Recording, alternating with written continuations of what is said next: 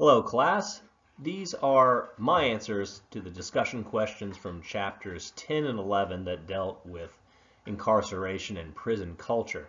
Now, I didn't answer every one because I think some of them are a little vague and overlap with one another, and I selected a couple or a few from each one of the chapters. Okay, so let's start with the questions from chapter 10 first.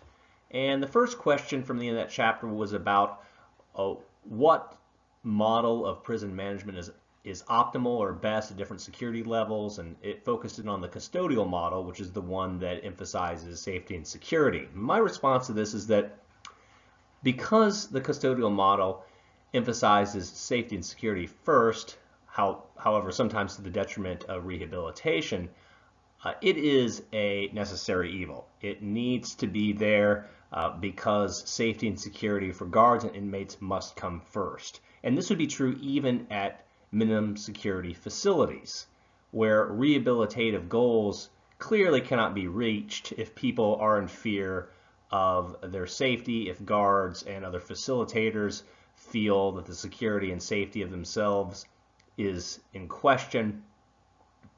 Focusing on the better things in life just are not going to come to fruition.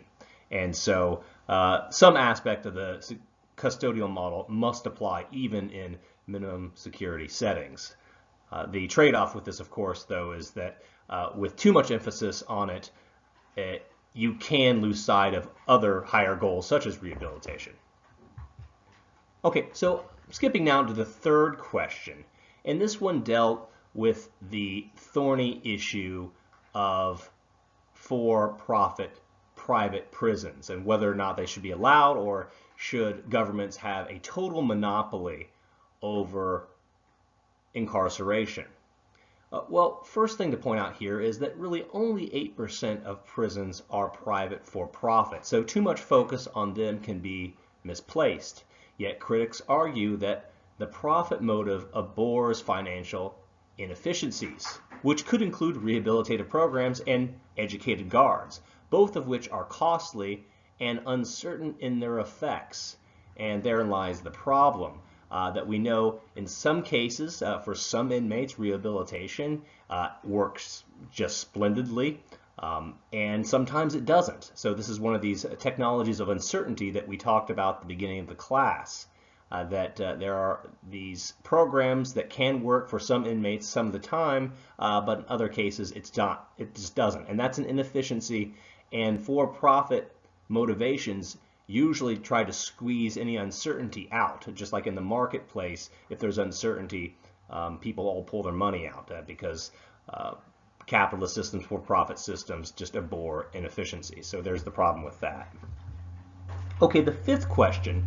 Skipping to the fifth question, how do wardens or prison administrators handle inmates with long-term sentences, or lifers as they're sometimes called, inmates that are going to be there for a long time or may never get out?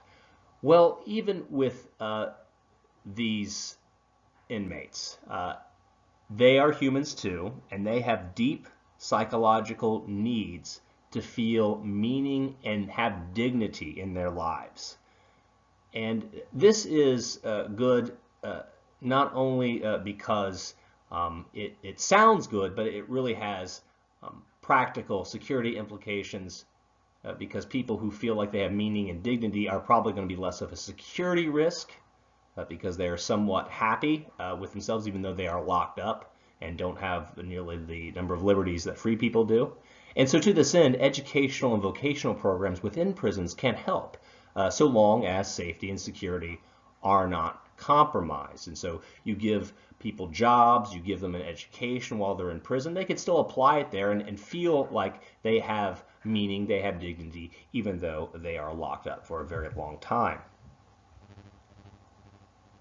Okay, so moving on now to Chapter 11. Chapter 11 dealt a lot with the issue of prison culture, the issue of gangs, and one of the old questions about what goes on in prisons, specifically the prison culture and all the gangs and the nastiness that we hear about in prisons, is that a reflection of the deprivation of liberty, the deprivation theory as they sometimes call it, or really is this a reflection of the types of people who end up in prison, or the importation theory as they call it? Because after all, it's not as if it's perfect angels that are getting into prison, and so we can't expect inside prison the place to be civilized like what we expect in civilized society on the outside.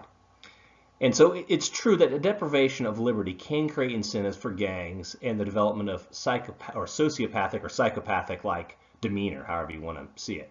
On the other hand, inmates are not a random draw from the population, as I was saying, and they often have a history of violence, drug abuse, and other social problems, and this is the importation theory. Well, actually, the same debate occurs when discussing street gangs. And so street gangs usually have little if anything to do with prison gangs. They're a separate, completely separate phenomenon for the most part, but we can also, we can look at this issue from the perspective of gangs. And so the question arises, do gangs make kids bad, or are bad kids attracted to gangs? So in both cases of the street gang and what goes on in prisons, there is a selection effect. So those who get to prison, they are not perfect angels. Usually they have a pretty rough background, as well as a so-called treatment effect. And so this is the effect of living in a brutal institution. So both are going on simultaneously, which creates some of the nastiness that you hear about in prisons, the gangs, the violence, and everything in between. Okay, until next time, bye-bye.